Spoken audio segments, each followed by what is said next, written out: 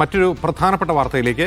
തിരുവനന്തപുരത്ത് നടന്ന വാഹനാപകട സമയത്ത് മണിയമ്പിള്ള രാജു മദ്യപിച്ചിരുന്നില്ല എന്ന് മെഡിക്കൽ റിപ്പോർട്ട് അന്വേഷണ സംഘത്തിന് കൈമാറി. ഇതോടെ മദ്യപിച്ച് വാഹനം ഓടിച്ചിരുന്നുവെന്ന് വകുപ്പ് പോലീസ് ഒഴിവാക്കി.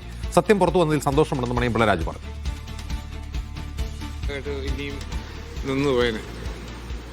ഒരുപാട് തെറ്റിദ്ധരിക്കപ്പെട്ടു. ഞാൻ പറഞ്ഞു ഒരു മോശം സമയത്തൂടെ കടന്നു പോയിരുന്നു. ആ സമയം അത് അസുഖം. അന്ന് ആ സമയത്ത് എനിക്ക് ചിക്കൻ കുനിയുണ്ട്, കൈ കാലൊക്കെ മുക്കാനൊക്കെ പറ്റിയൊരു ബുദ്ധിമുട്ടായിരുന്നു.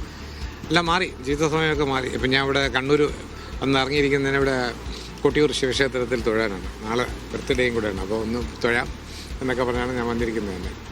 എന്തായാലും നിങ്ങളെ കണ്ടൊരു സന്തോഷം.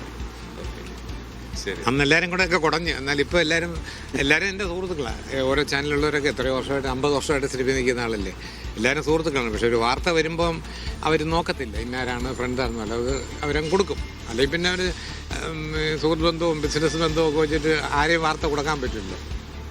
അതാണ്. പക്ഷേ ഇതേമാതിരി അന്ന് ഉച്ചയ്ക്ക് ശേഷം CCTV കിട്ടിയപ്പം ഈ പറഞ്ഞവരെല്ലാവരും തന്നെ ഇതാണ് സത്യം എന്ന് പറഞ്ഞാൽ അതും കാണിക്കാൻ ഒരു മനസ്സുണ്ടായി. അവർ എന്തായാലും വലിയ സന്തോഷമില്ലായിരുന്നു. അങ്ങനെ അവസാനിക്കില്ലല്ലോ. കേസ് വേണം, അതിനൊരു പണിഷ്മെൻറ്റ് വരും. 2500 എന്തോ ഒരു ഫൈൻ അടയ്ക്കേണ്ടി വരും. അതെപ്പോഴും ഉണ്ടാവും, അത് വരും. അത് പക്ഷേ മാസങ്ങളെടുക്കും.